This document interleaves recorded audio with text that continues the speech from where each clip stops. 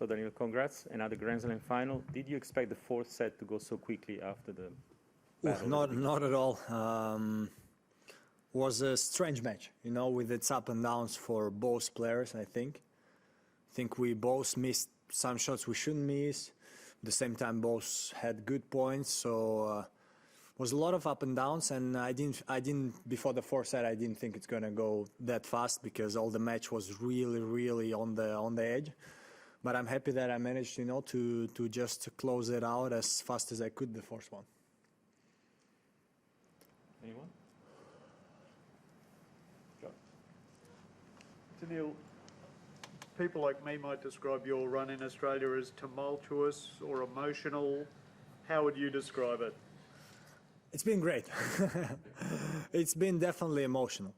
We can talk about, you know, it started with the match with Nick, which is just emotional in all the aspects that we can call it. I think it started there, and this energy kept on going with different ones in every match, you know. Some match got mad with something. The Felix match was just crazy in terms of tennis and the score. Today was, I mean, our matches with Stefanos are always emotional. Yeah, it's been a great run, and I'm happy that I have the chance for the title on Sunday. Neil. Why did you get so annoyed, angry with Stefanos and his coaching? Do you consider him to be cheating? Oh no, cheating not at all. But the thing is that, well, first of all, I got broken. I got a little bit mad. I thought the referee could do a little bit better with the crowd, just to say, you know, quiet please or something like this. Didn't see him doing that often, and I made a terrible double fault. Got a code when I was just, you know, showing everybody that I'm cramping. I cannot toss the ball with my left hand because everybody is screaming, so my serve was terrible. And to be honest, before every return, his father was talking in Greek. I don't know, maybe he's saying, come on, there is no problem. But then the referee told me that I asked him if he can talk. And he said he can talk, but he can't coach. And then asked, do you speak Greek? So if not, I mean, the guy is talking. I don't know what he says, but if it's a coach, and I don't consider coaching as cheating, but it should be a code violation. And then the second one would be a bit tricky. Quickly, small cat. Why that reference? Yeah, well, I was, yeah, you see, I mean, you guys are laughing, so I think we can say it was funny, but I was definitely out of my mind, if we can say like this. Like I was not controlling myself anymore about anything, and that's actually why I'm really happy to win, because many matches like this, I would go on just to, you know, to do mistakes, because you lose your concentration a lot when you get in this heat of the moment things. And yeah, the next game, 15-40, started terrible. I was like, oh my God, I'm just completely losing the fiber of this match, and I'm so happy that I managed to catch it really fast. Ben? Sorry, I'm just wondering if you ever sort of think back and regret when you've been sort of mean to chair umpires in the past, calling them stupid, calling them small cats, whatever else. It happened a few times for you. And I was wondering, obviously in the heat of the moment you feel these things, but then afterwards you feel like you've gone too far. I regret it all the time because I don't think it's nice. I know that I know that every referee is trying to do their best. But yeah, when you are there, tennis, you know, we don't fight with the fists, but tennis is a fight. It's a 1v1 against another player. So I'm actually really respectful to players who never, almost never show their emotions, because I mean, it's tough. It's tough because I can get really emotional, you know. I have been working on it, so many matches I handle it. And I think if we look back at myself 5 years ago when I started playing, there was less attention on me, but I was just insanely crazy. And you know, I'm working on it. Helps me to win matches, I know, so I do regret it. That's 100%. But again, in the heat of the moment, I just lost it. Chris? Daniil, I'm just curious, based on what you just said, how do you view a guy like Rafa, who's been around so long and really hasn't had many moments like that. Well, we know how Rafa's mentalities in life is like. I don't know if I should call it this way, but he's like a perfect guy, you know.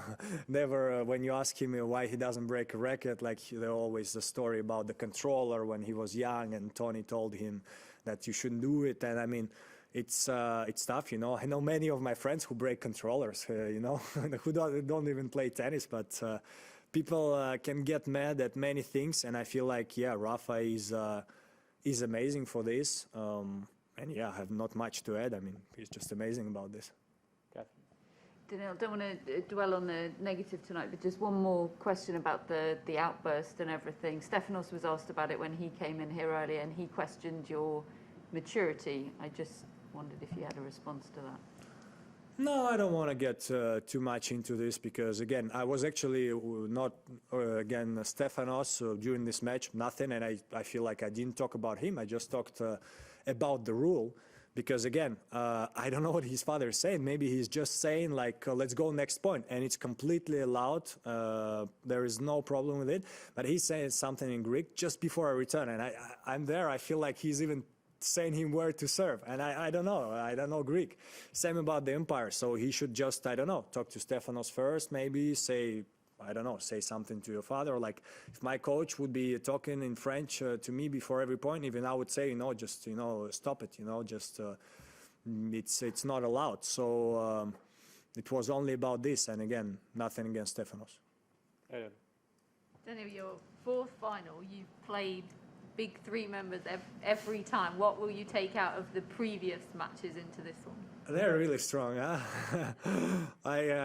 It's really tough to get into the final, and I always have them there waiting for me. But it's fun, Again, when I was like 8-10 years old, I was playing against the wall and was imagining that it's Rafa on the other side, or Roger. Novak was still not yet there, I think. And now I have the chance, to play a second time. First one was a close one, epic one. I'm going to try to prepare well and need to show my best because that's what I took of the three finals that I had before, that you have to do better than 100% in order to win. That's what I managed to do in US Open. That's what I'm going to try to do on Sunday. Last two in the room, Simon and Ben. In the Open era, I think people haven't done well in the slam after they win their first slam. I think Andy Murray got to a final. Nobody has ever won. No man's ever won the next one. So do you think you've dealt well with the change in your stature and the kind of the expectation that comes with being a slam champion? Well, I told this before the tournament. I really don't have much pressure. I know what I'm capable of when I'm playing well. I know that I can beat anybody. At the same time, you can lose to anybody. I mean, I almost lost to Felix. He was really close. That's how tennis is. A lot of strong players. I mean, already second round against Nick was a tight one, but it gave me a lot of confidence in my own power, in my own tennis. That now I know that I'm capable of winning 7 matches in a row, and the last one against Novak was epic. So. I knew before this tournament that it is possible, and that's what so far I'm trying to prove. And again, I'm really happy that I have the shot for the title on Sunday. Chris, last one. Daniil, how do you feel about the number 21? What is your relationship to that, and how do you feel about having a chance to stop it being 21 again? I think it's great rivalry between them, and it's same about Roger and Rafa. They got many times injured lately. I'm not even talking about the last year, but even before. And all the time we start to hear a little bit, it's over. Not sure they're gonna come back. Well, look at Rafa. He's there on Sunday, and it was the same with Roger when he came back after the knee problems. Like 4 years ago or something, when he started winning everything. So it's a great rivalry, and I'm happy to have the chance to try to stop one more time somebody from making history. But again, just need to show my best tennis for this. First question from Craig Gabriel.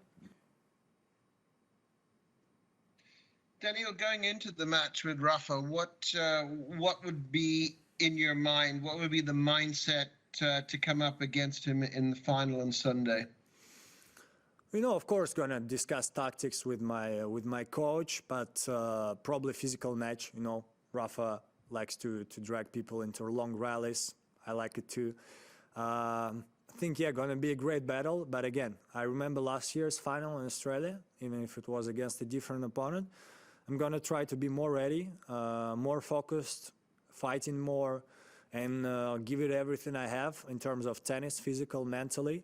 Rafa, we know that, from the first till last point, he's gonna fight his best, and that's what I'm gonna try to do also. We'll go to our next question, Willie Weinbaum. Hi, Daniil.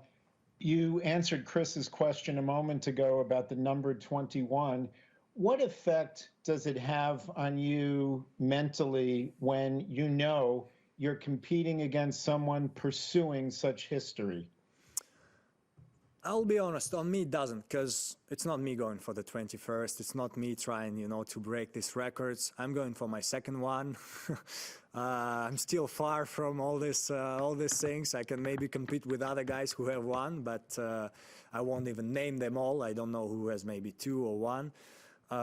So I'm just, trying to focus on myself, doing my job. Of course, I'm not blind. I know what's happening. I know what Rafa is going for. I knew what Novak was going for. I'm not going to say, oh yeah, I even try not to listen about this. But it's kind of their thing, it's not mine, and I'm just there to try to win the final. Thank you. We'll go to our next question, Angel Garcia. Hi, Daniil. Congratulations. Just to ask you again about Rafa, sorry about that. I would like to know, what do you think about Rafa in the history of tennis? What do you think he means for the history of tennis? Thank you so much. Yeah, 3 biggest players in the world, Novak, Rafa, Roger. All has done amazing records. Some of them has more titles in total. They have all the same slams. Somebody has more Davis Cup titles. Somebody has more Roland Garros, Australian Open, whatever. Rafa, especially what he's done in Roland Garros, I really doubt somebody could ever beat this. It's harsh to say this because, there are always records that can be broken sometimes in 100 years, in 50 years. But, it can be one of the records to win so many Roland Garroses that would maybe never be broken. And we all know that, a lot of records on clay maybe will not be broken. So especially on this surface, it's just insane. It's just, I have no words. But on other ones, he's really strong also. And in the history, again, so far, one of the 3 greatest players. I think it's going to be a debate for 20 years to come, no matter even who has the most slams, who of them was better. And I want to say, they're all amazing.